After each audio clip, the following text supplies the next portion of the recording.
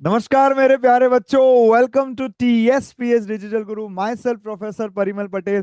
और आज के सेशन में हम डिस्कस करने वाले हैं JEE एडवांस 2026 के मजेदार से सारे क्वेश्चन और सभी का स्मार्ट स्ट्रेटेजी सोल्यूशन मैं आपको देने वाला हूं कि क्वेश्चन को कैसे हमें अप्रोच करना चाहिए। आज का जो लेक्चर है वो बहुत ही यूजफुल होने वाला है 2027 के एस्पिरेंट्स के लिए कि क्वेश्चन को कैसे सोचा जाना चाहिए।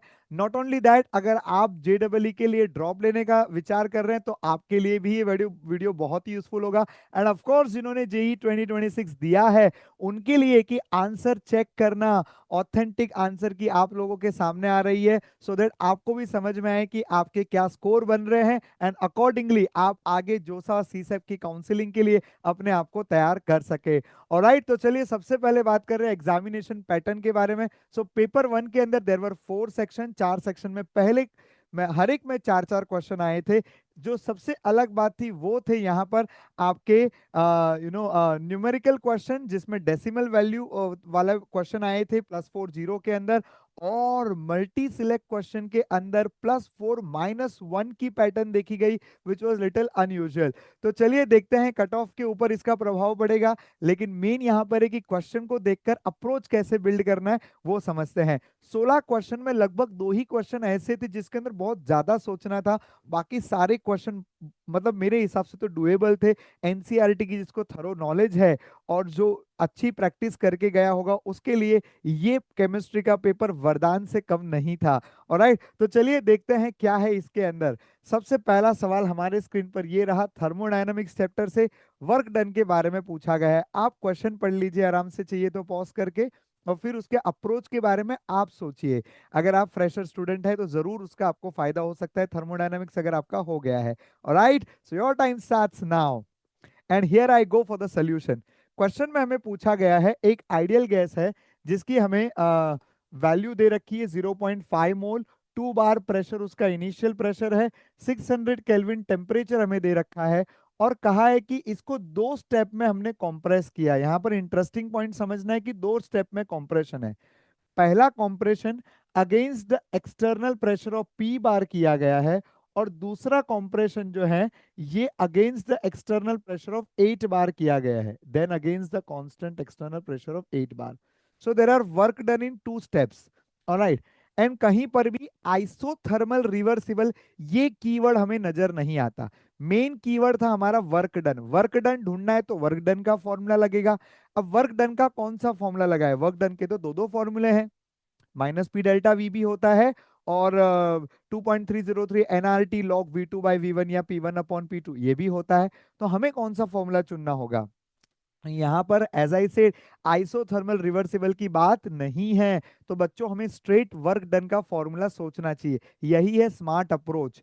आपको सोचने आना चाहिए इस प्रकार से, क्वेश्चन थर्मोडायनामिक्स से, क्वेश्चन वर्क डन से, वर्क डन के दो फॉर्मूले में से आइसोथर्मल चला गया तो अब फॉर्मूला कौन सा बचा? -P∆V, ये फॉर्मूला लगाना है। ठीक है, बाय द वे जो 16 क्वेश्चन मैंने कहे थे कि 16 क्वेश्चन में से 2 क्वेश्चन चैलेंजिंग थे, इसमें से ये क्वेश्चन वन ऑफ देम है क्योंकि इसके अंदर आपको केमिस्ट्री के साथ साथ मैथ की भी नॉलेज लगानी पड़ेगी। तो चलिए देखते हैं वर्क डन के बारे में यहाँ पर क्या बात कर रहे हैं। ठीक है, तो work done is equal to -P∆V, ये फॉर्मूला हम लोग लगाएंगे।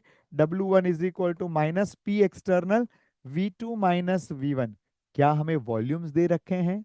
नहीं दिए, but sir we know PV is equal to NRT। अगर PV is equal to NRT है तब तो volume is equal to NRT/P हो गया। बराबर, क्या हमें यहाँ पर ये दे रखा है कि मोल्स 0.5 थे, R और T को एज इट इज रखते हैं, प्रेशर कितना था इनिशियली? 2 बार, सो ये हो गया 0.5 RT/2। सिमिलरली वॉल्यूम 2 वॉल्यूम 3 ये भी निकाल लीजिए क्योंकि हमें 2 स्टेप में बच्चों वर्क डन निकालना है। आई एम श्योर मेरे स्मार्ट बच्चे ये मानेंगे कि सर जैसे W1 निकाला है वैसे W2 is equal to -P external ΔV, that will be V3 - V2। मतलब हमें वॉल्यूम की रिक्वायरमेंट पड़ने वाली है, तो वॉल्यूम मैं यहाँ पर लिखते जा रहा हूं। This will be 0.5 RT/P, because यहाँ पर कांस्टेंट एक्सटर्नल प्रेशर P बार बोला है, शुरुआती प्रेशर 2 है। अब उसको नेक्स्ट कौन से प्रेशर पे ले गए? हम कंप्रेस कर रहे हैं तो प्रेशर बढ़ रहा है, वो प्रेशर बढ़ के कितना हुआ?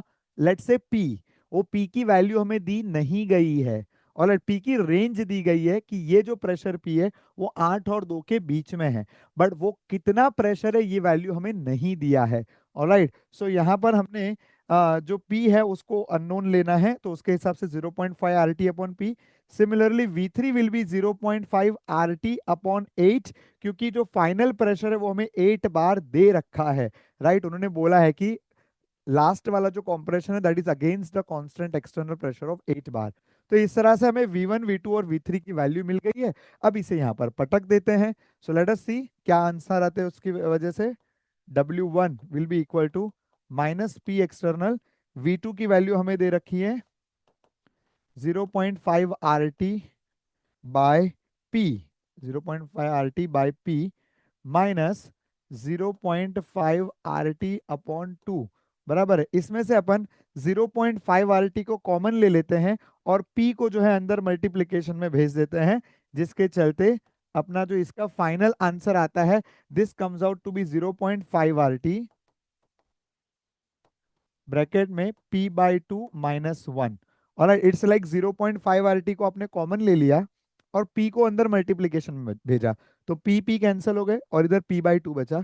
माइनस को आपने अंदर ले लिया तो it becomes p by two minus one. I hope this is clear. Okay, so ये हमारा आ गया W1।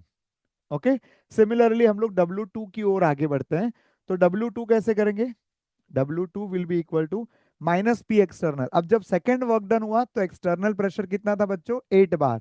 सो यहाँ पर P की जगह पे आ जाएगा 8 और यहाँ पर आ जाएगा again 0.5 R T by 8 minus 0.5 R T by P, because we don't know what is the pressure P, है ना। तो V2 की वैल्यू जो दी है वो हमने यहाँ पर वैल्यू पटक दी। सेम चीज करेंगे हम लोग, 0.5 आर टी को कॉमन ले लेते हैं, 8 को अंदर मल्टीप्लीकेशन में भेज देते हैं। So this will become 0.5 R T common, 8 को अंदर मल्टीप्लीकेशन में भेजा तो 8 8 कैंसिल हो गए and this will become 8 by P. But हम लोग फिर माइनस साइन को ये कर देंगे तो हमारा आंसर क्या आ जाएगा? 8 by p minus 1। Alright, so this becomes our W2। तो बच्चों यहां से अपने को W1 और W2 मिल गए। अब आली रे आली आता टोटल वर्क डन की बारी आली, मीनिंग हम लोग अब टोटल वर्क डन की बात करेंगे। सो टोटल वर्क डन कैसे निकालेंगे? W is equal to W1 plus W2। So W is equal to, इन दोनों को अगर हम लोग ऐड करेंगे तो कहना है इससे 0.5 आर टी कॉमन आ जाएगा। So this will be 0.5 RT common in the bracket। अब ये आपका जो ये वाला टर्म है पूरा का पूरा p by two minus one, 8 by P minus one, minus one minus one minus two. So this will become p by two plus 8 by P, alright 8 by P minus two. ठीक है, यहां तक chemistry के हिसाब से answer आ गया। और सच बोलूं तो मैं खुद भी यहां पर आकर के सोच रहा था कि इसका क्या किया जाए, तब एक मैथमेटिकल फंडा जो है इसके अंदर लगाना पड़ेगा। ये बात तो मुझे क्लियर थी कि P की वैल्यू जो है हमें यहाँ पर रेंज दे रखी है कि P का जो वैल्यू है वो 8 और 2 के बीच में रहता है। तो जैसा कि मैथ्स के जो हमारे धुरंधर है उनका कहना है कि बच्चे ये देख करके समझ जाते हैं कि यहाँ पर हमें AMGM, ऑलराइट, AMGM वाली मेथड लगानी होती है। मैथमेटिक्स में आप अरिथमेटिक मीन, ज्योमेट्रिक मीन के बारे में पढ़े हो, तो ये यूजिंग AMGM P की वैल्यू जो है वो 4 आती है। This is the very important की लाइन हियर, कि P की वैल्यू आपको मैथमेटिकली निकालने आनी चाहिए। अगर AMGM यूज करने का आपको स्ट्राइक हुआ तो आप यहाँ पर P की वैल्यू को 4 यहाँ पर फोड़ लेंगे। अब उसके बाद में ये वैल्यू की जो 4 वैल्यू आई वो यहाँ पर पटक दीजिए, तो आपका आंसर आ जाएगा W इज इक्वल टू, यहाँ पर ये हो जाएगा 4 by two, 4 by two is 2, तो 0.5 आर टी, यहाँ पर हो जाएगा 4 by two plus 8 by four minus two. ये तो हो गया plus two minus two cancel हो गया, 8 बाई फोर विल बी 2। सो 2 और ये भी कट हो गया तो W क्या आ गया आपका? R T. बराबर, टेम्परेचर आपको कितना दे रखा है? टेम्परेचर दे रखा है 600 and therefore my answer will be 600 R. That's the final answer for the given question. Alright, तो बच्चों ये क्वेश्चन काफी डुएबल, मतलब चैलेंजिंग था। गिवन क्वेश्चंस के अंदर से ये क्वेश्चन चैलेंजिंग था, लेकिन मैथ्स की जो ये ट्रिक समझता है AMGM लगा करके आप P की वैल्यू निकाल सकते हैं। तो आप इस क्वेश्चन को आराम से कर सकते हैं। सो केमिस्ट्री का क्वेश्चन बट मैथ्स की ट्रिक के साथ में ये क्वेश्चन हमारा संपन्न हुआ। बराबर है। अगला क्वेश्चन देखते हैं। अगला क्वेश्चन दिखने में ऐसा बाप रे ग्राफ वाफ, ये जेडबल एडवांस की खासियत है। क्वेश्चन आपको इतना बड़ा बना करके देंगे, लेकिन हमेशा याद रखो बच्चों, स्मार्ट स्ट्रेटेजी यही है, क्वेश्चन कितना भी बड़ा हो जाए, कुछ भी होने दो, फंडामेंटल्स कभी नहीं बदलते। ऑलराइट, तो हमें फंडामेंटल्स पे बात करनी चाहिए। अब यहां पर for the reversible reaction R gives you P at a constant temperature, both forward and backward reaction are first order elementary reaction with rate constant k forward and k backward respectively. At time concentration of R is R naught and whatever data is given, and very importantly it is mentioned कि हमें KB और KF मतलब K backward is equal to 4 time K forward, ये हमें दिया गया है और हमें पता करना है कि कौन सा ग्राफ सही है। ऑलराइट, कौन सा ग्राफ सही है। तो बच्चों इसको सोचना कैसे चाहिए, सोचे कैसे इस क्वेश्चन को, हाउ टू अप्रोच। तो इसमें से देखिए ऑप्शन डी तो गलत हो जाता है, क्योंकि आप कोई भी रेशियो की बात करो, इक्विलिब्रियम आने के बाद में फिर रेशियो फिक्स हो जाती है, वो बदलती नहीं है। तो या तो आपका बी ग्राफ सही होगा, या तो सी होगा, या तो ए सही होगा। अब इंपॉर्टेंटली यहाँ पर के बी और के एफ का रेशियो अपने को 4 दिया हुआ है। तो अगर आपको कुछ नहीं समझे तो क्या आप के बी के फॉरवर्ड के रेशियो से शुरू कर सकते हैं, जो हमें पता है वहां से चालू करने से आपको समाधान मिल सकता है। ठीक है, तो जैसे मेरे स्मार्ट बच्चे ये जानते होंगे कि इक्विलिब्रियम कांस्टेंट, के इक्विलिब्रियम कांस्टेंट क्या होता है, तो बोला के फॉरवर्ड अपॉन के रिवर्स होता है। बराबर है। क्या आप ये भी जानते हैं कि इक्विलिब्रियम कांस्टेंट कैसे लिखा जाता है? हाँ सर, प्रोडक्ट की concentration upon reactant concentration. Very good. तब तो आप ये मानोगे कि product concentration upon reactant concentration should be equal to K forward upon K backward. बराबर है। क्या के बैकवर्ड की वैल्यू मेरे को, के बैकवर्ड की वैल्यू मेरे को दी हुई है 4 टाइम के एफ, तो मैं यहाँ पर ये वैल्यू पुट कर सकता हूँ। बराबर। देखो मेन इंपॉर्टेंट यही है कि मेरे को ये चमका कि equilibrium constant forward upon reverse का रेशियो है, और हमें यहाँ पर उसी का रिलेशन दिया है, तो हमें उसी से सोचना चाहिए। ठीक है, यहाँ पर 4 टाइम के फॉरवर्ड मैंने लिख दिया, विच मेक्स दिस रेशियो 1/4। तो मेरी P बाय आर की वैल्यू 1/4 आई। बराबर। अब यहाँ पर देखिए, क्या कहीं पर भी मेरे को P बाय आर का ग्राफ चाहिए क्या?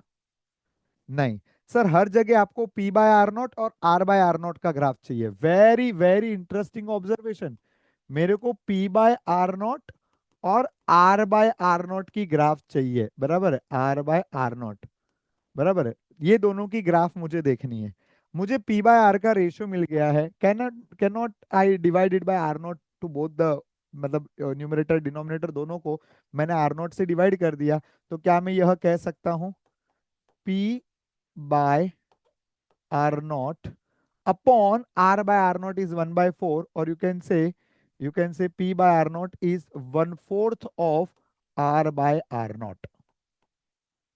बराबर है, P by R naught is 1/4 of R by R naught. अभी यहाँ पर कहां पर ऐसा दिख रहा है कि P बाय आर नॉट की value R by R naught से 1/4 है? एक ही ऑप्शन में नजर आ रहा है, और क्लियर कट नजर आ रहा है।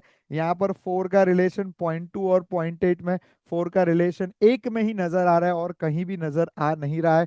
स्ट्रेट अवे यहाँ पर ये बड़ा ही आसान क्वेश्चन। बराबर है। तो इस हिसाब से आपका C is the final answer for this given question. All right. So a bit different way of asking, but the concept remains the same. All right. चलिए नेक्स्ट क्वेश्चन की ओर आगे बढ़ते हैं। Very easy question. यहाँ पर हमें dipole moment compare करना है, तो ये तो एनसीईआरटी का सुपर स्पेशल केस कि NF3 वर्सेस NH3 में NH3 का डायपोल मोमेंट ज्यादा होता है, तो बहुत कॉमन चीज है जो हम जानते हैं। तो इसी के बेसिस पर आपके दो ऑप्शन तो पहले ही एलिमिनेट हो गए। अब इन दोनों में अगर आप सोचें तो BF3 जो है, BF3 इसकी डायपोल मोमेंट कितनी होती है? BF3 की डायपोल मोमेंट तो 0 होती है because of the trigonal planar shape. बराबर है। क्या अमोनियम की डायपोल मोमेंट 0 होती है क्या? ये यहाँ पर सोचने वाली बात है। ठीक है सर, सोचने वाली क्या बात है, अमोनियम तो टेट्राहेड्रल है। There you are. अगर टेट्राहेड्रल है तो उसका भी रेगुलर स्ट्रक्चर्स का जो भी आपके जैसे मीथेन हो गया, उसका भी तो डायपोल 0 आएगा। CCl4 का डायपोल जीरो आएगा। उसी प्रकार NH4 प्लस जो कि टेट्राहेड्रल है उसका भी डायपोल मोमेंट जीरो आएगा, which makes a as a perfectly correct choice कि BF3 अमोनियम दोनों जीरो है और ये उसके आगे रहेंगे क्योंकि ये तो कॉमन रिलेशन है। Yes, so this is a final answer for the given question. It was very easy and very doable question. Next one. Looks tricky, but again very easy question। यहाँ पर क्या बोला गया है अपने को? Consider LiBH4 reduces ester group, बराबर है। LiBH4 एस्टर को रिड्यूस करता है। देखिए इस कंपाउंड में एक एस्टर है एक एसिड है, और दूसरी बाजू अपने को जो रिडक्शन करना है वो BH3 से करना है, और कंपाउंड एक बाजू P मिलेगा एक बाजू Q मिलेगा। सेम वैसा ही एक और कंपाउंड CH3 की पोजीशन को बदल दिया है, CH3 की पोजीशन को बदल दिया है, और करना वही है LiBH4 BH3। ठीक है, और हमें बाद में कंपेयर क्या करना है कि PQR आइडेंटिकल, PQR डायस्टीरियोमर, मतलब वो लोग डायस्टीरियोमर है या नहीं वो पता करना है। आर दे आइडेंटिकल और आर दे डायस्टीरियोमर, ये चीज अपने को देखनी है। ठीक है, अभी सबसे पहली बात तो ये होगी कि यहाँ पर कॉमन सेंस अपन चलाएं तो जो पी क्यू का रिलेशन होगा वही आर एस का रिलेशन होगा। ठीक है, बट चलिए ये हमें नहीं भी चमका, let us go with the reaction कि एग्जैक्टली रिएक्शन में करना क्या है। तो जैसे बोरेन जो है, बोरेन ये स्पेसिफिकली कार्बोक्सिलिक एसिड को रिड्यूस करने वाला रिएजेंट है। ये ध्यान रहे बच्चों, ये हमारी एनसीईआरटी में दिया है। Carboxylic acids are exceedingly difficult to reduce. They can be reduced only by LiLH4 and BH3। BH3 जो है वो कार्बोक्सिलिक एसिड को रिड्यूस करता है। ठीक है, तो अगर मैं यहाँ पर बात करूं, अगर मैं यहाँ पर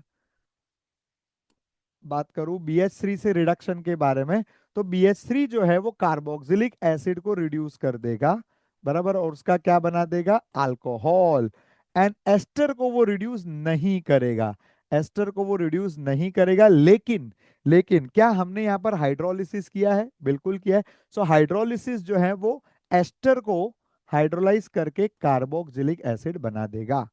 ओके, हाइड्रोलिसिस बाद में हुआ है। हाँ, तो पहले रिडक्शन हुआ जिससे वो अल्कोहल बन गया, फिर हाइड्रोलिसिस हुआ जिससे ये आपका एस्टर जो है वो एसिड बन गया।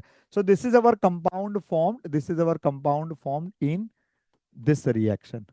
नाउ अगर आप इस रिएक्शन की बात करो LiBH4, तो LiBH4 में क्या बोला इन्होंने? एस्टर रिड्यूस होने वाला है। पर क्या एस्टर रिड्यूस होगा तो क्या आपका जो है कार्बो अल्कोहल कार्बोक्सिलिक रिड्यूस होगा क्या? बोला नहीं होगा। तो इसका क्या कंपाउंड बनेगा? बोला इसका कंपाउंड बनेगा, बराबर ऐसा। देखिए CH3 को कुछ होने वाला है क्या? बिल्कुल नहीं होएगा। CH3 की पोजीशन यथावत है, बराबर। यहाँ पर क्या हो जाएगा? यहाँ पर आपका जो एस्टर ग्रुप है वो रिड्यूस हो जाएगा। तो एस्टर का रिडक्शन क्या देता है बच्चों? अल्कोहल। ठीक है, एस्टर का रिडक्शन क्या देगा अपने को? अल्कोहल।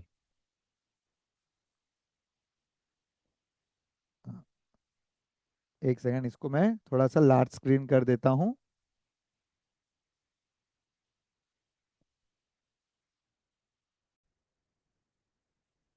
हाँ, और ये कार्बोक्सिलिक ग्रुप बोला वो तो सर रिड्यूस नहीं होगा, बराबर, वो तो रिड्यूस नहीं होगा, carboxylic group as it is है।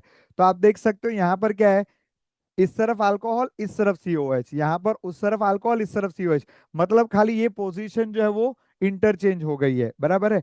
तो यहाँ पर इंटरेस्टिंग बात है कि क्या एक दूसरे के मिरर इमेज है? बोला नहीं, क्योंकि ये पोजीशन में तो कोई चेंज नहीं हुआ है। तो इसका मतलब they both are diastereomers of each other, बराबर है, क्योंकि ये पोजीशन पे तो कोई रिएक्शन हो ही नहीं रहा है। वैसे भी ऑप्शन में इनैंशियोमर वाली कोई कंपटीशन भी नहीं है। बात ये थी कि आर दे आइडेंटिकल? नो। क्यों? क्योंकि ये दोनों पोजीशंस अलग अलग है। ये तो CH2OH COOH है, और यहाँ पर है COOH और CH2 है। So they are different, they are opposite, बराबर है। So these are diastereomers of each other, बराबर। तो ये आपके डायस्टीरियोमर बन जाएंगे। अगर आप नेक्स्ट वाले रिएक्शन की बात करो तो वहां पे भी तो वही होना है, खाली फर्क कितना है? फर्क ये मिथाइल ग्रुप यहाँ पर ना लगाते हुए उन्होंने मिथाइल ग्रुप को इधर ऊपर लगा दिया है। तो उससे क्या फर्क पड़ा? क्या इससे कोई कोई कंपाउंड मीजो बन रहा है? नहीं बन रहा है, कुछ नहीं बन रहा है, जो था वो का वही है। सो इससे कोई फर्क नहीं पड़ रहा कि वो ऊपर है। ये सेंटर पहले भी कायरल था अभी भी कायरल है, ये सेंटर भी कायरल था अभी भी कायरल है, उससे कोई फर्क नहीं पड़ा। ठीक है, तो इसका मतलब P and Q are diastereomer and same way are and S are also diastereomers. बराबर, दोनों ही केस के अंदर ये डायस्टीरियोमर है। और स्मार्ट स्ट्रेटजी अगर आप लगाते तो आप ये समझ जाते, स्मार्ट स्ट्रेटजी अगर आप लगाते तो आप ये समझ जाते कि यहाँ पर जो है इस पोजीशन को तो एनीवेज कुछ भी नहीं होना है, इसकी कायरलिटी बरकरार रहने वाली थी, मतलब कंपाउंड जो है आपका डायस्टीरियोमर जरूर बन जाता है।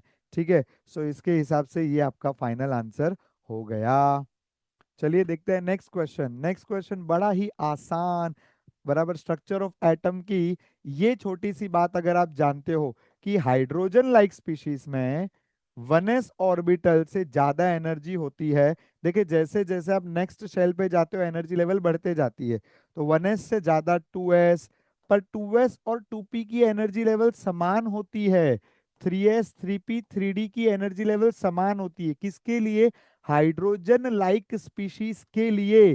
सो हाइड्रोजन लाइक स्पीशीज में 2s 2p is one and the same, उसमें कोई डिफरेंशिएशन नहीं होता है, ये बात तो हम लोग जानते हैं। तो उसके हिसाब से तो स्ट्रेट आपका ऑप्शन बी जो है वो निर्विवाद सही हो जाता है।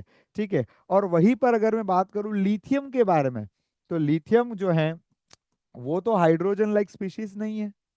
तो लिथियम के केस में जिसका कॉन्फ़िगरेशन है 1s to 2s1, बराबर है, इसके केस में क्योंकि इलेक्ट्रॉन 2s ऑर्बिटल में आ गया, अब 2s और 2p डी जनरेट नहीं रहेंगे, दोनों की एनर्जी लेवल में डिफरेंस होगा। और यहाँ पर आप जो अफवॉ रूल यूज करते हैं उसी के हिसाब से एनर्जी बढ़ते जाती है। मतलब 2s और 2p में 2p की एनर्जी ज्यादा है, मतलब आपका ऑप्शन ए भी सही हो गया। ऑलराइट, तो ए और बॉम्बे यहाँ पर सही हो गया। अब सी और डी के अंदर भी अगर आप बात करें तो सी और डी में कैसा है कि यहाँ पर हाइड्रोजन और लिथियम की 2s 2p को कंपेयर किया है और हाइड्रोजन लिथियम के 2s 2s को कंपेयर किया है।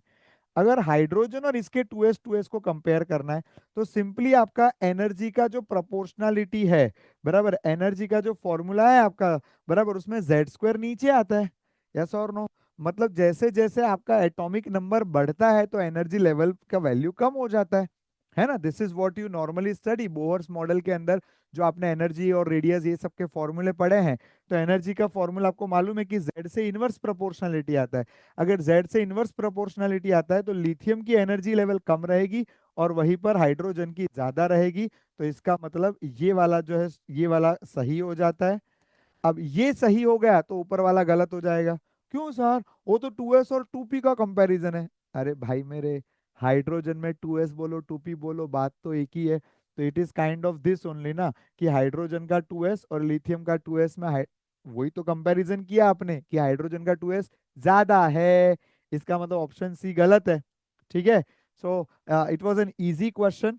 ये दो ऑप्शन तो आप बड़ी आसानी से मार्क कर सकते हो विद द सिंपल नोइंग कि हाइड्रोजन लाइक स्पीशीज में डिजेनरेसी मेंटेन्ड होती है, right? So I hope this was easy. Let's do the next one. Next one is from the practical chemistry as well as P block element, आप इसको कह सकते हो। P block element group 17 में chlorine की straight method of preparation है। Practical chemistry में भी आपने देखा है कि क्लोरीन गैस लिबरेट करने के लिए आप MnO2 पाउडर डालते हैं। MnO2 कॉन्सेंट्रेटेड HCl के साथ क्या बनाएगा? डेफिनेटली अगर मैंगनीज +4 से +2 में खुद रिड्यूस हो जाता है और HCl को ऑक्सीडाइज करके। और कुछ नहीं समझे तो छोटे छोटे न्यूबॉर्न बेबीज भी जानते हैं। और क्लोरीन, क्लोर शब्द का मीनिंग ही ग्रीनिश येलो होता है, तो ग्रीनिश येलो गैस मतलब वो गैस कौन है? क्लोरीन। और क्लोरीन गैस क्या वाटर स्टरलाइजेशन के लिए यूज होता है क्या? Obviously yes. So x is used for, हाँ तो सर वो तो स्विमिंग पूल में, अरे स्विमिंग पूल में भी यूज होता है, पानी के लिए भी यूज होता है। तो sterilising the drinking water, perfectly yes. फिर क्लोरीन और अमोनिया का क्या रिलेशन, क्या रिएक्शन है? तो यहाँ पर ये आपके पी ब्लॉक रिएक्शन में ग्रुप 17 के जो रिएक्शन है कि अमोनिया और क्लोरीन एक्सेस लेंगे तब क्या प्रोडक्ट बनेगा। और एक और रिएक्शन है ammonia excess and chlorine limited. तो यहाँ पर जो एक्सेस क्लोरीन अगर आप लेते हो तो आपको जो कंपाउंड मिलेगा वो है NCl3, बराबर है, NCl3।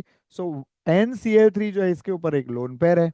आप हाफ विम का करके देखो तो आपका आंसर जो आएगा क्लोरीन क्लोरीन क्लोरीन, और ये लोन पेयर बोले तो trigonal pyramidal.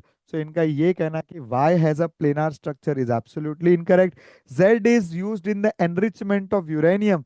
That's perfectly fine, that's perfectly fine कि Z is used in the enrichment of the uranium. बहुत बढ़िया है। दूसरा अपने को यहाँ पर क्या बोला गया है कि Y is a stronger Lewis base than ammonia. अगर मैं अमोनिया की बात करूं, अमोनिया और NCl3 की, तो chlorine is electron withdrawing and electron withdrawing acidity increases, basic nature decreases.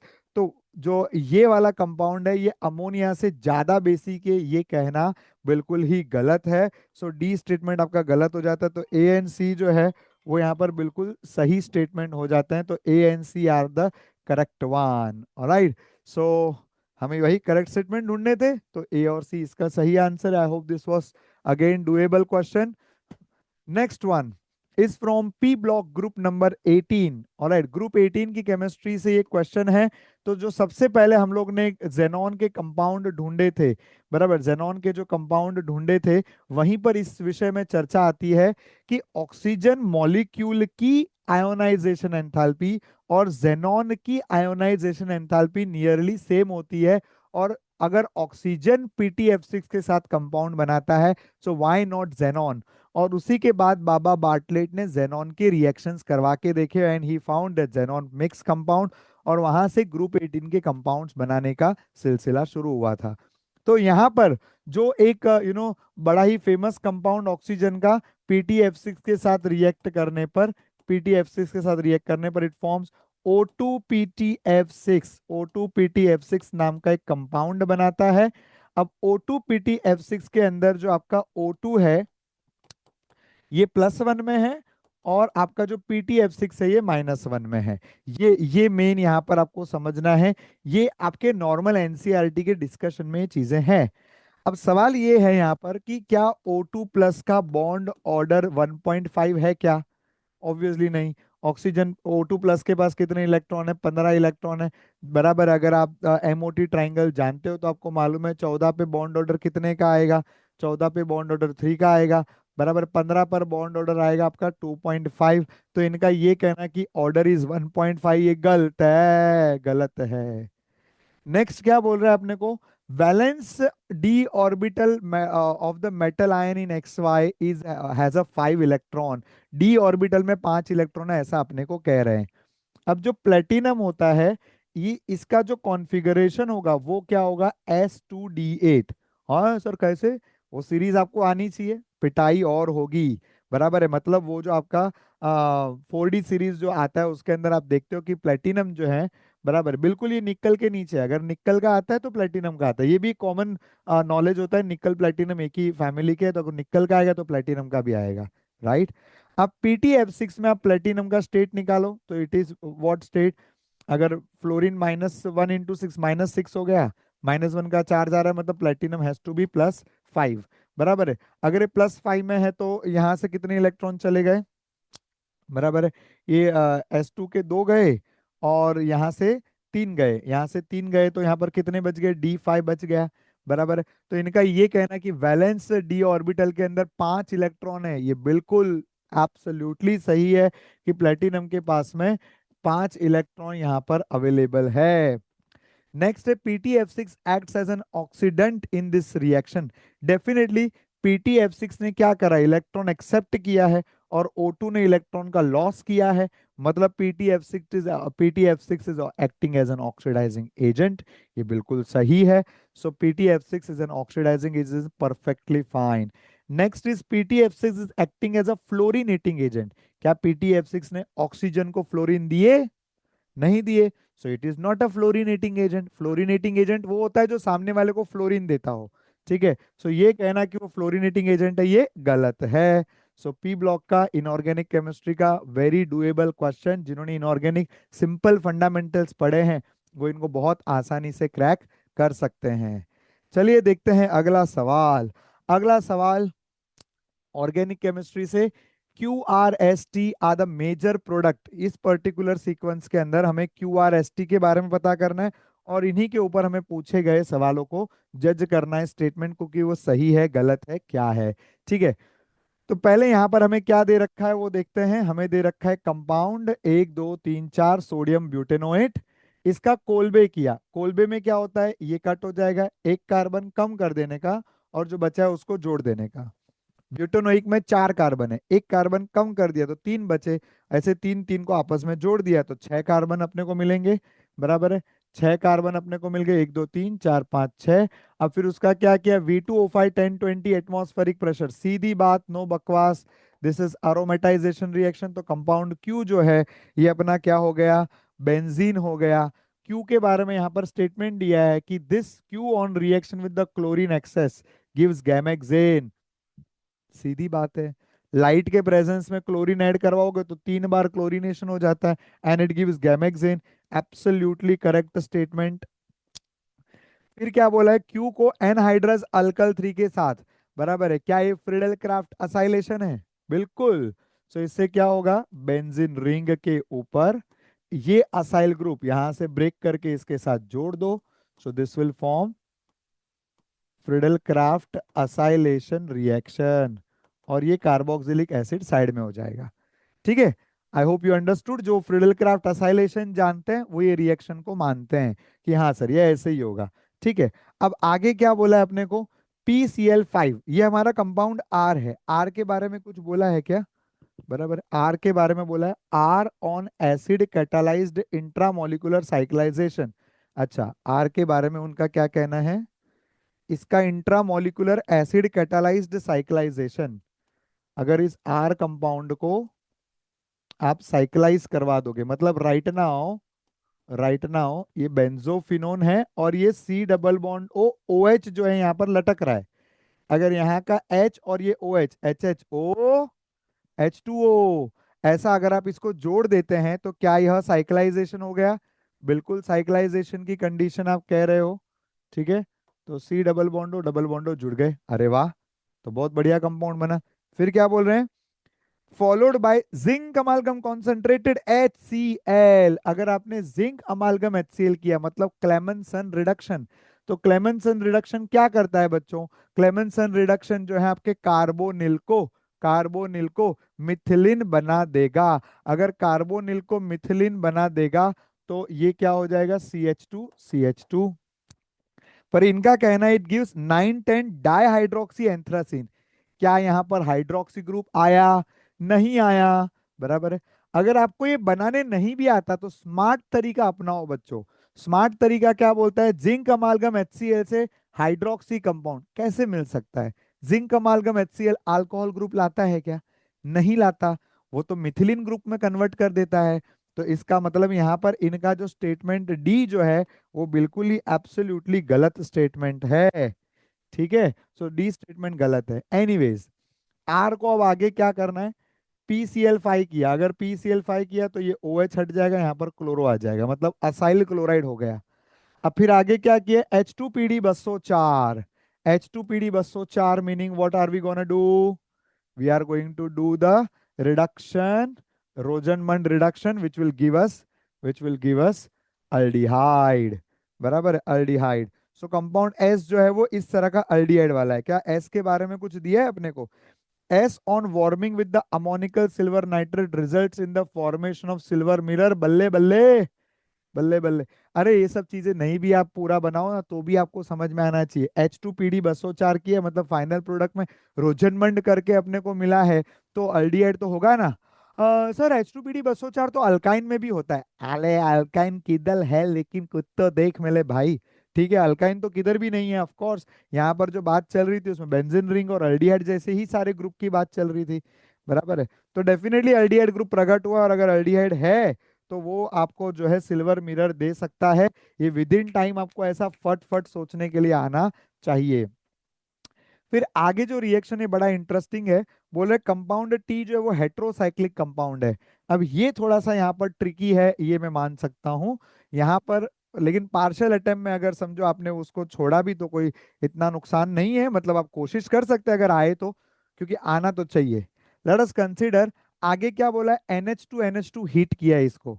बराबर है, तो NH2NH2 हीट करने पर एक बात ध्यान दो, ये जो कंपाउंड है इसमें एक कीटोन एक अल्डिहाइड है। अब कीटोन और अल्डिहाइड है, बात यहां पर यह है मजे की कि NH2NH2 के साथ आप इसमें वुल्फ किर्चनर रिएक्शन मत सोचना। क्यों सर? और वुल्फ किर्चनर रिएक्शन में स्ट्रॉन्ग अल्कलाइन कंडीशन देख करके हीट करना पड़ता है। मतलब KOH इथिलीन ग्लाइकॉल यहां पर लिया गया नहीं है। मीनिंग अल्डिहाइड कीटोन नाइट्रोजन के साथ रिएक्ट तो करेंगे। अब नाइट्रोजन के साथ जब रिएक्ट करेंगे तो उनके साथ जुड़ेंगे तो जरूर। बराबर। अब जुड़ने के बाद क्या रिंग फॉर्मेशन हो सकता है क्या? तो आंसर इज यस, यहाँ पर रिंग फॉर्मेशन होता है। And that's what forms a heterocyclic ring. Let me show it to you कि let's say for example you have a benzaldehyde and you have a benzaldehyde, okay, and you have hydrogen hydrogen. क्या HHO H2O ये लोग react करते हैं? करते हैं sir. Aldehyde और hydrazine तो कम हाइड्रोजोन बनाते हैं। सेम वे क्या ये भी रिएक्ट करके बनाता है? बिल्कुल बनाता है। तो इसका जब भी कंपाउंड आप देखोगे so it will be double bond N, single bond N, double bond CH, like this. So this forms a ring like this. बराबर। काफी स्टेबल, डबल सिंगल डबल वाली एक स्टेबल रिंग बन जाती है। ये हाइड्रोजन का थेल्डिहाइड के साथ में कंडेंसेशन हो गया, क्योंकि दो दो अल्डिहाइड ग्रुप एक साथ थे तो दोनों कंडेंस हो गए। और दोनों कंडेंस हो गए तो यहाँ पर भले दो अल्डिहाइड ग्रुप नहीं है लेकिन एक कीटो और एक अल्डिहाइड, तो ये भी कंडेंस होकर के यहाँ पर एक रिंग जरूर बन सकती है। बराबर है। तो डेफिनेटली जो आपका सी वाला जो पॉइंट है वो भी यहाँ पर बिल्कुल सही हो जाता है कि it is a heterocyclic ring. The answer is yes, it is a heterocyclic ring formation. Alright. सो ये था आपका what you call organic chemistry से। Again question was doable.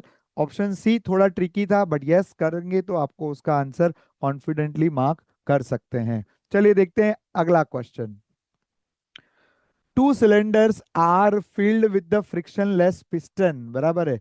पर क्वेश्चन का अप्रोच बड़ा ही इजी है, आप एक बार प्रयत्न करिए यहां पर।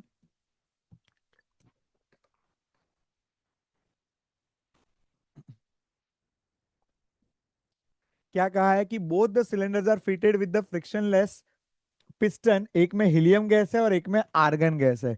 In the first cylinder, cylinder one के अंदर हम लोग बात करें, दो सिलेंडर अपने को दे रखे हैं, cylinder one and cylinder two. बराबर है। एक में अपने को हीलियम और आर्गन है, दूसरे में भी हीलियम और आर्गन है। पहले वाले में हीलियम का मास m1 है और आर्गन का मास m2 है। सेकेंड सिलेंडर के अंदर हीलियम का मास m2 है और आर्गन का मास m1 है। पहले तो आपको ये गिवन जो कंडीशन है वो क्लियरली आपको समझ लेनी है। फिर क्या बोला है? Molar mass of argon is 10 time molar mass of helium. ये तो टाइम पास डेटा दिया हुआ है। अच्छा, हीलियम और आर्गन अपने को नाम ही दिए तो मालूम ही है ना, हीलियम का मास 4 है और आर्गन का मास 40 है। बराबर। तो कॉमन आइसोटोप तो यही है, वही मास लिया जाएगा। तो वो तो 10 टाइम है तो सबको मालूम है। बराबर। अननोन गैसेस दिए रहते तो बात अलग होती। तो क्या मालूम आपको कभी एग्जाम में ऐसे अननोन गैस दिए हो तो भी ये करने को आना चाहिए।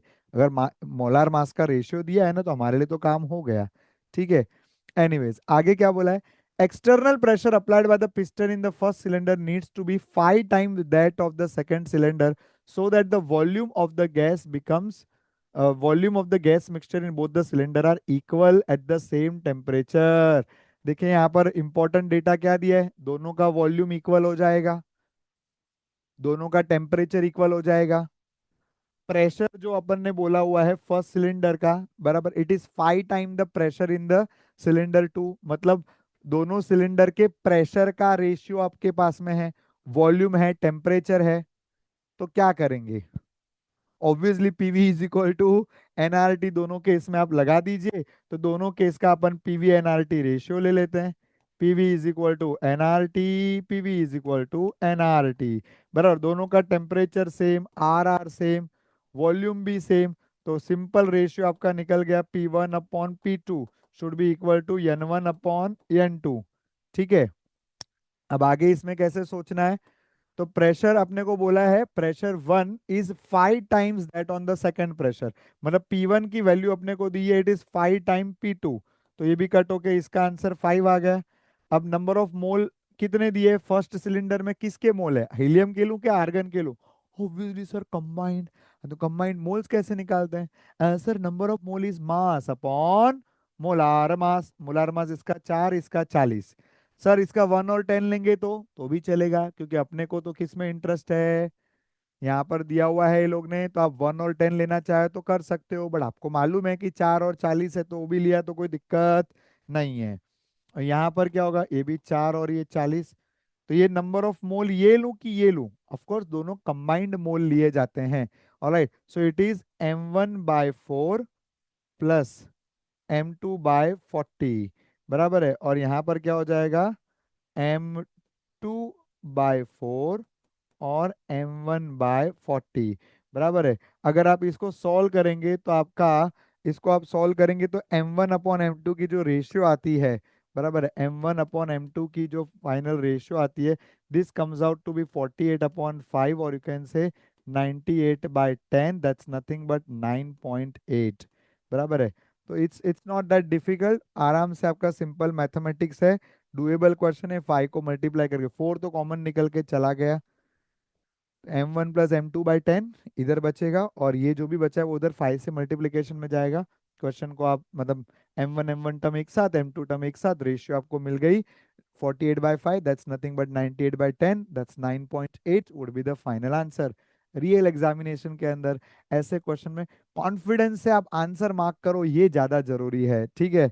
तो कॉन्फिडेंस से आंसर मार्क करने पर डेफिनेटली आपको 4 मार्क्स रोकड़ा मिल रहे थे।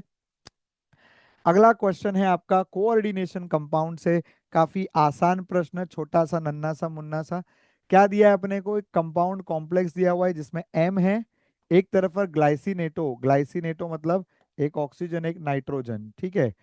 ऑलराइट, और फिर दूसरा क्या बोला है, एक अपने को दिया है NCS और एक अपने को दिया है नाइट्रो, और इसके सारे पॉसिबल आइसोमर पूछे स्क्वायर प्लेनर ज्योमेट्री में। स्क्वायर प्लेनर ज्योमेट्री मतलब सिस ट्रांस आएगा, ऑप्टिकल आइसोमरिज्म का प्रश्न नहीं है, मतलब स्क्वायर प्लेनर में ऑप्टिकल आइसोमरिज्म तो नहीं आता। तो क्या आएगा यहाँ पर, सिस ट्रांस आएगा। तो सर सिस ट्रांस करेंगे तो अभी ऑक्सीजन के सामने NO2 है, N के सामने NCS है, इसको आपने पलट दिया, बराबर, तो इसके कितने पॉसिबिलिटी हो जाएंगे, 2 पॉसिबल हो जाएंगे। लेकिन अगर NO2, अगर NO2 जो है आपका, बराबर, NO2 ना होते हुए O नो होता तो, बराबर, अगर ये ONO होता तो ये ONO वाले को लेकर के भी 2 पॉसिबिलिटी आते, सिस और ट्रांस। और सिमिलरली अगर ये NCS ना होते हुए ये अगर SCN होता तो बोला इसकी भी 2 पॉसिबिलिटी आते। और ऐसा भी तो हो सकता है कि वेन ONO जो है वो आपका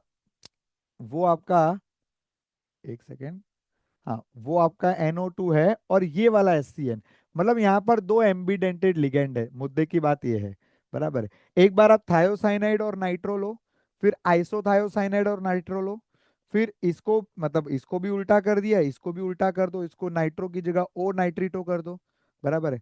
तो ऐसे करके आपके पास में कुल मिला करके कितने पॉसिबिलिटी हो गए, दो दो दो दो, सिस ट्रांस वाले दो, सिस ट्रांस वाले दो, सिस ट्रांस, ऐसे करके टोटल कितने पॉसिबिलिटी हो गए, 8 possibility. I hope you understood.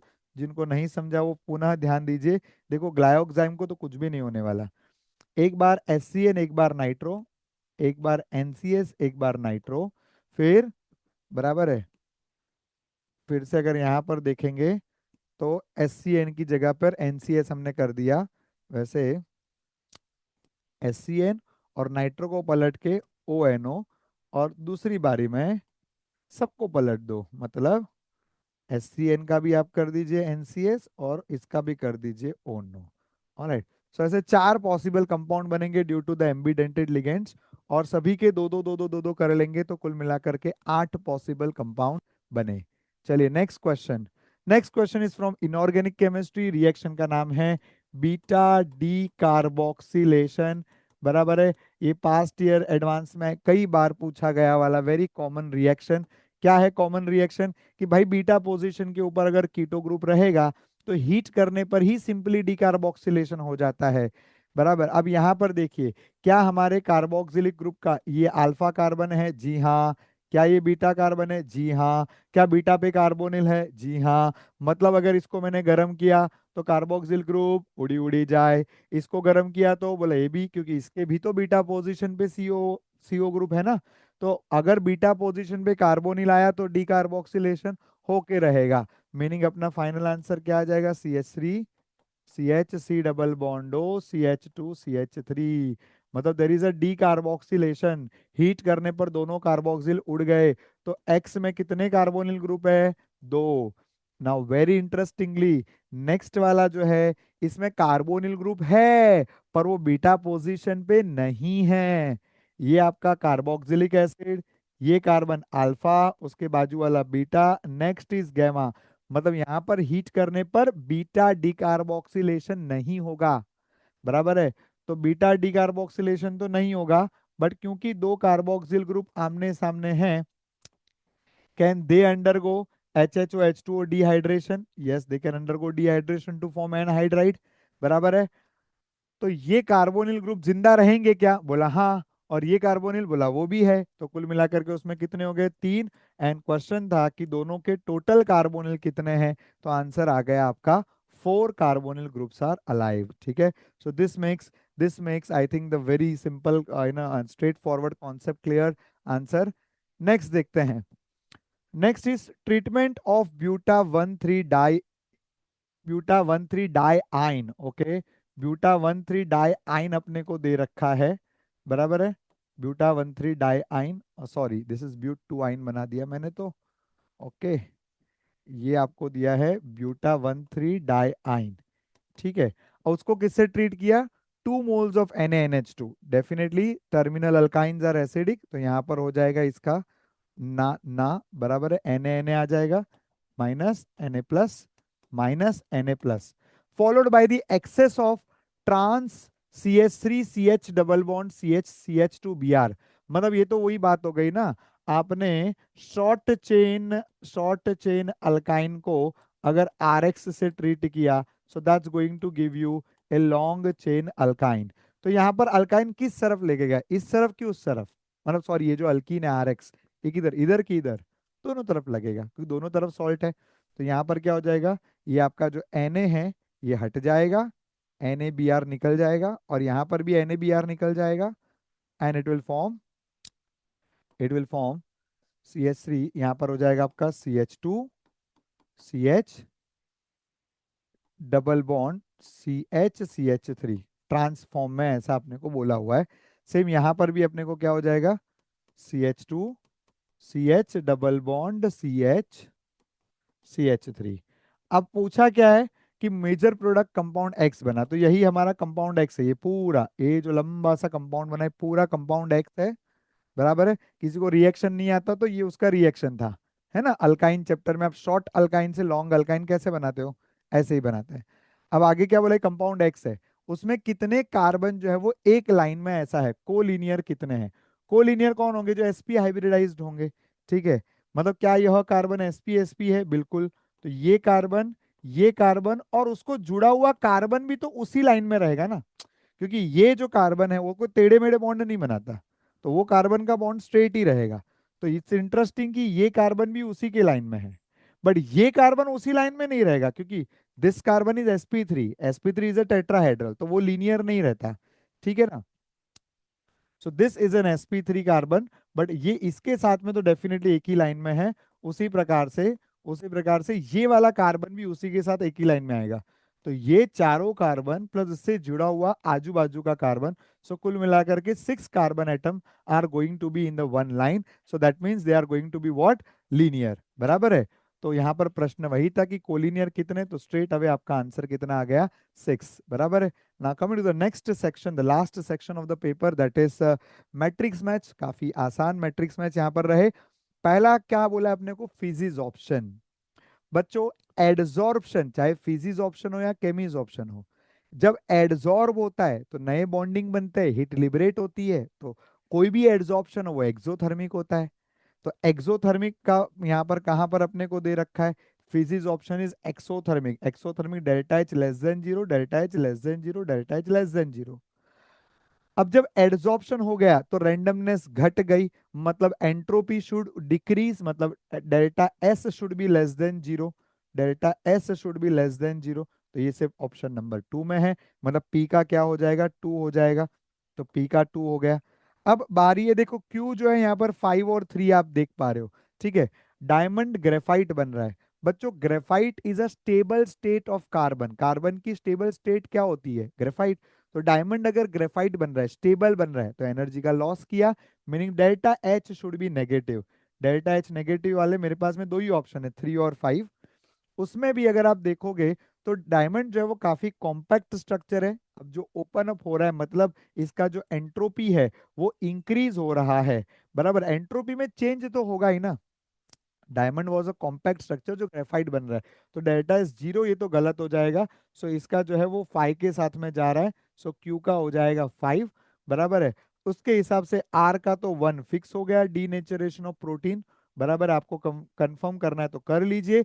जब प्रोटीन डीनेचर होता है तो उसके बॉन्ड खुल जाते हैं। जब बॉन्ड आपको तोड़ने होते हैं तो एनर्जी देनी पड़ती है, तो it has to be endothermic. तो ये एंडोथर्मिक भी है, प्लस इसकी जो एंट्रोपी है वो बढ़ गई ना। पहले सारे जुड़े हुए थे, अब बॉन्ड्स ओपन हो गए, बॉन्ड ओपन हो गए तो डेफिनेटली रैंडमनेस बढ़ गई, तो delta S is greater than 0। Last बोला है प्रोपीन का साइक्लोप्रोपेन, ना दिस वाज लिटिल ट्रिकी, बराबर है। ये तो काफी आसान था। ये थोड़ा सा ट्रिकी यहाँ पर ये है कि आपको ये समझना होगा कि प्रोपीन जो है इसमें भले पाई बॉन्ड है, लेकिन फिर भी वो साइक्लोप्रोपेन से ज्यादा स्टेबल है। साइक्लोप्रोपेन अल्केन होते हुए भी काफी अनस्टेबल है due to the very high angle strain. Everyone knows carbon sp3 wants 108 degree, 109 degree 28 minutes का इसको बॉन्ड एंगल चाहिए रहता है। 109 की जगह पे 60 डिग्री का बॉन्ड एंगल आप देख रहे हो, तो मतलब हाई एंगल स्ट्रेन होता है कि जो आपका साइक्लोप्रोपेन है वो हाईली अनस्टेबल रिंग होता है, मीनिंग हाईली अनस्टेबल की तरफ वो जा रहा है। तो प्रोपीन से cyclopropane, the delta H should be endothermic, बराबर है। सो एंडोथर्मिक कहां पर अपने को दिया हुआ है, 4 में कि 3 में? इट इज गिवन इन 4, बराबर। And hence this should be our final answer for the given question. है ना आसान? चलिए देखते हैं अगला। यहाँ पर अपने को पूछा गया है कि कौन इसके अंदर से कौन सा शेप शो करता है। तो एडवांस प्रिपेयर करने वाले बच्चों को मुझे लग रहा है तो काफी एकदम स्ट्रेट अवे क्वेश्चन दे हुआ है। सोकर 2 का आप हाफ विम का कर लीजिए, सभी में हाफ विम का वाली मेथड अप्लाई कर लीजिए, आपको समझ जाएगा किसका कौन सा शेप है। ऑलराइट, सो सल्फर के लास्ट शेल में होते हैं 6 इलेक्ट्रॉन, मोनोवेलेंट 2 है, मीनिंग इसका आंसर आ गया 8/2, दैट इज 4sp3।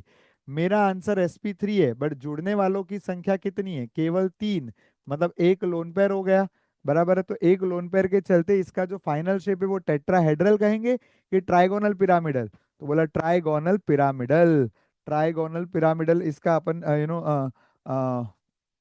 सोकल 2 जो है डेफिनेटली 6 7 8, 8/2 4sp3 ट्राइगोनल पिरामिडल, या आप कह सकते हो, बराबर। इसमें तो प्लेनर शेप तो कोई भी नहीं है, ट्राइगोनल प्लेनर तो नहीं है ये, ठीक है कोई ना।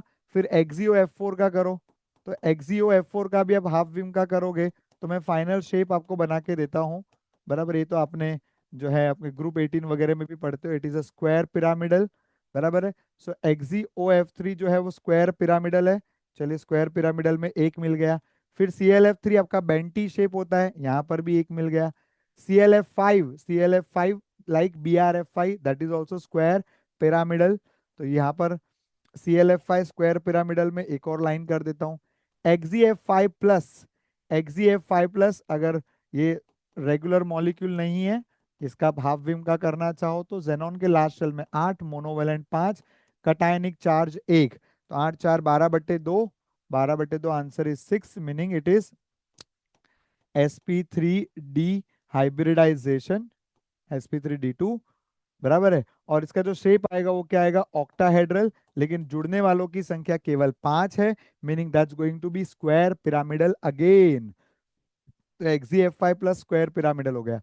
फिर सल्फाइट, सल्फाइट SO3-2, उसका आप हाफ विम का करेंगे तो क्या आंसर आएगा, हाफ ऑफ सल्फर के लास्ट शेल में 6 है, मोनोवेलेंट एक भी नहीं, कटायन एक भी नहीं, अनायन 2, मीनिंग आंसर आया 4। मेरा आंसर 4, जुड़ने वाले 3, मतलब ये हो गया ट्राइगोनल pyramidal, बराबर। This is gonna be trigonal pyramidal, not a planar. This is trigonal pyramidal, this is also trigonal pyramidal. XeF3 plus, बराबर। XeF3 प्लस का कैसे करेंगे, XeF3 प्लस हाफ विम का कर लेते हैं, जेनॉन के लास्ट शेल में 8, मोनोवेलेंट 3, कटायनिक 1, तो 8 और 1 9, 9 3 12/2 आंसर 6, बराबर है। मेरा आंसर 6 है लेकिन जुड़ने वाले सिर्फ 3 है, बराबर है। अगर मेरा आंसर 6 है और जुड़ने वाले सिर्फ 3 है तो इसका जो शेप आएगा वो किस तरह से आएगा? SF4 तो सडन सर्टनली आपका सीसो है, सीसो तो और कोई नहीं आ रहा है, तो सीसो में केवल एक ही आ रहा है, बराबर है।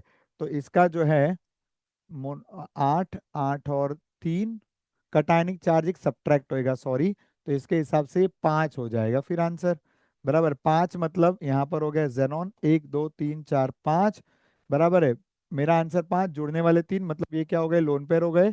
तो F मीनिंग ये आपका कौन सा शेप आ रहा है बच्चों? बेंट टी शेप, बराबर है। बेंट टी शेप, तो टी में 2 आ रहे हैं, तो यहाँ पर 2 आ रहे हैं। ट्राइगोनल प्लेनर एक भी नहीं आया, और स्क्वायर पिरामिडल आपके 3 आ रहे हैं, ठीक है। स्क्वायर पिरामिडल जो है ये आपके 3 आ रहे हैं। तो पी का 1 आ गया, क्यू का 2 आ गया, आर का वैसे तो 0 आ रहा है, क्या ये मैच हो रहा है? 1 2 और कहीं पर है? कहीं पर भी नहीं है भैया, इतने से ही आंसर आ गया ये तो। लो, कर लो बात, ठीक है। सो काफी डुएबल क्वेश्चन, कंफर्म हो गया कि यहाँ पर जो है ट्राइगोनल प्लेनर एक भी नहीं है, ठीक है ना। नहीं तो देखो ट्राइगोनल प्लेनर में भी लोग फिसल सकते थे, सोकल टू और सल्फाइट में ध्यान नहीं दिया तो, ठीक है। So it was very doable question. Let's see the next one. Alright, the next one is a very very simple, very simple. This is क्या कहा है अपने को कि यहाँ पर सबसे पहले तो ओजोनोलाइसिस कर दो। ओजोनोलाइसिस करने के बाद जो बचा है उसका आप क्या कर देंगे? उसका आप जो है कंडेंसेशन कर रहे हैं, अल्डोल कंडेंसेशन NaOH के साथ में। अगर अल्डोल कंडेंसेशन करेंगे तो बीटा हाइड्रोक्सी अल्डोल बनना चाहिए, बीटा हाइड्रोक्सी अल्डोल बनना चाहिए। अब पहला वाला कंपाउंड जो है वहां से मैं शुरू करूं, बराबर, वहां से अगर मैं शुरू करूं तो मेरे को कंपाउंड दे रखा है CH3, और यहाँ पर भी CH3। इधर डबल बॉन्ड था, डबल बॉन्ड को तोड़ दिया, डबल बॉन्ड और डबल बॉन्ड को जोड़ दिया, ठीक है। अब इसका क्या होने वाला है? इसका जो है डेफिनेटली अल्डोल कंडेंसेशन होगा। तो ये पूरा सिमेट्रिक स्ट्रक्चर है, आप इसका इधर जोड़ो कि इसको इधर जोड़ो भैया, बात तो एक ही है। तो H इसको मिल गया, और ये डबल बॉन्ड को तोड़ करके अगर मैं इसको जोड़ देता हूं ऐसे, मान लीजिए, तो ये कितने मेंबर का रिंग हो गया? एक 7 मेंबर रिंग, एक 5 मेंबर रिंग। तो 7 मेंबर 5 मेंबर वाला ऑप्शन किधर है? 7 मेंबर 5 मेंबर वाला ऑप्शन इधर है, ठीक है, बराबर। 7 मेंबर 5 मेंबर वाला ऑप्शन इधर है।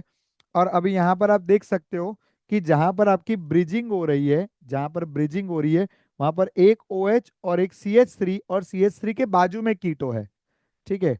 तो जहां पर आपकी ब्रिजिंग हो रही है, ब्रिजिंग हो रही है वहां पर एक OH है, एक CH3 है, और CH3 के बाजू में कीटो है, बिल्कुल यहाँ पर ये सही बैठ रहा है, बराबर है। और यहाँ पर देखिए एक मिथाइल ग्रुप जो इन्होंने ये वाली रिंग पे इस तरफ डाल दिया है, ठीक है, जबकि इसका मिथाइल जो है वो, इसका जो मिथाइल है वो इस वाली रिंग के ऊपर है ना। 7 मेंबर वाली रिंग में एक मिथाइल है, 5 मेंबर वाली रिंग में एक भी मिथाइल नहीं है, ब्रिज के ऊपर है पर 5 मेंबर रिंग पे एक भी मिथाइल नहीं है। यहाँ पर आप देखो 5 मेंबर रिंग पे मिथाइल दिया हुआ है, तो इस तरह से आप इसको सॉल्व कर सकते थे। तो पी का जो है यहाँ पर सर्टनली आपका क्या हो जाता है? 2 हो जाता है। तो पी का 2 किधर है? पी का 2 इधर है। अभी आपको कंपैरिजन क्यू का 1 और 4 में करनी, ये रहा क्यू, और आपको 1 और 4 में करना है।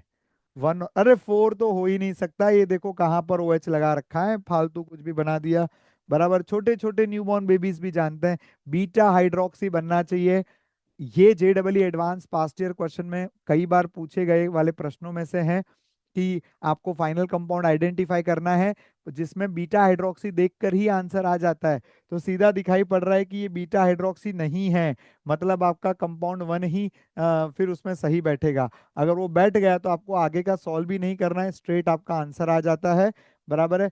फिर भी आप चाहो तो जैसा मैंने इसका अभी अभी किया ओजोनोलाइसिस, वैसे बाकी का भी आप ओजोनोलाइसिस करोगे तो आपका जरूर उसके अंदर आंसर मिल जाएगा।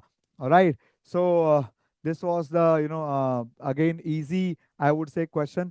The last question here, the reaction which were given is a bit new kind of reaction, but इसको कॉमन सेंस से आप सॉल्व करोगे तो आपका आंसर आ जाएगा। जैसे कि आप सभी ऑप्शन में देखोगे कि P और Q जो है, P और Q, P के लिए आपको 1 2 1 2 में देखना है, Q के लिए भी 1 2 1 2 में देखना है, R में आपको 5 4 5 4 के बीच में सोचना है, मतलब you have to do the match the column among this two, बस इतना आपको सोचना है, ठीक है।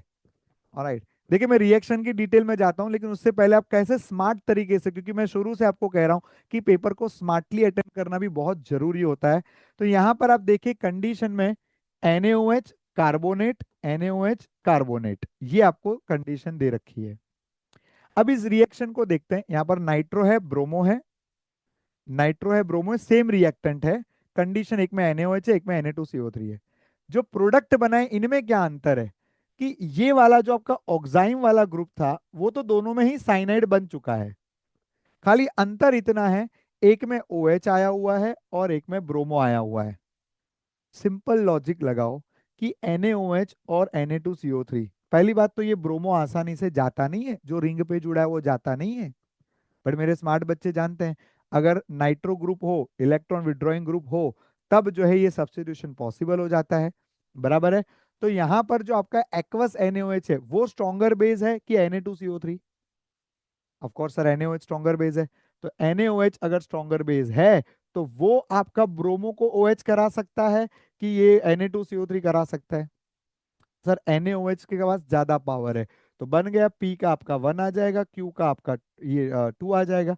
तो P का 1, Q का 2, ये आपका सही बैठ जाएगा यहाँ पर। ठीक है। और वही अगर आप बात करते हो सेम नीचे भी अप्लाई करके आप कॉन्फिडेंट हो जाओ कि NaOH क्या करेगा, इस ब्रोमो को हटा करके ओ ला सकता है, ब्रोमो को हटा करके ओ ला सकता है।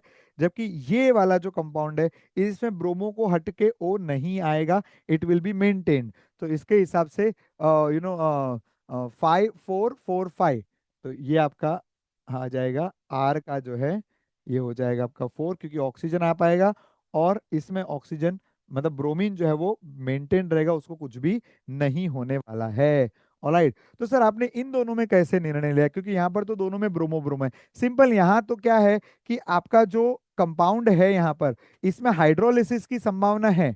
बराबर। क्या इसके अंदर ये ऑक्सीजन गायब होके ऐसा असाइल ग्रुप आएगा? ऐसा थोड़ी ना होता है। मिथाइल ग्रुप भी चला गया, ऐसा मतलब कार्बन वगैरह कम करने वाला तो कोई स्टेप आपने यहाँ पर किया ही नहीं है। तो मतलब ये कंपाउंड तो एकदम ही फिजूल का कंपाउंड है, because there is a carbon degradation, जबकि यहाँ पर आपने कोई डिग्रेडेशन रिएक्शन नहीं किया था। ठीक है। तो इस तरह से स्मार्टली आप इस क्वेश्चन को सॉल्व कर सकते थे। बात अगर रिएक्शन की हम लोग करें तो रिएक्शन के अंदर कैसा होता है कि NaOH एक स्ट्रॉन्ग बेस है जो ऑक्सीजन में से यहाँ पर OH में से H को नॉक ऑफ कर सकता है। जब वो H को नॉक ऑफ करेगा, बराबर, अगर वो H को नॉक ऑफ करेगा तो आपके पास में O माइनस ऐसा सिचुएशन जनरेट होता है। बराबर। अभी ये जो O माइनस है, डबल सिंगल नेगेटिव, ये इसके साथ रेजोनेट कर सकता है और इनोलाइजेशन भी कर सकता है। आपको मालूम है इस डबल बॉन्ड का H उधर, डबल बॉन्ड इधर, जैसे अगर मान लीजिए ये आपका नाइट्रोजन का ये जो पोजीशन है, राइट, वहां पर H अवेलेबल है, जबकि बाकी ये वाले दो कंपाउंड में H अवेलेबल नहीं है, तो वहां पर वो इनोलाइजेशन नहीं होगा। तो वो तरीके से भी आप इस रिएक्शन को सोच सकते हैं, but that would be a complicated way. बराबर। उसके बाद आप यहाँ पर इंट्रामोलिकुलर एरोमेटिक न्यूक्लियोफिलिक सब्स्टिट्यूशन, बराबर, एरोमेटिक सब्स्टिट्यूशन आप जो करवाते हैं नॉर्मली, बट वो विद इन द मॉलिक्यूल कर लेगा, ये जो है ब्रोमीन जाएगा और O माइनस जुड़ेगा। तो इस तरह से पॉसिबिलिटी बनती है। Right. So I hope, but that was a complicated way to think, this is a more simpler way.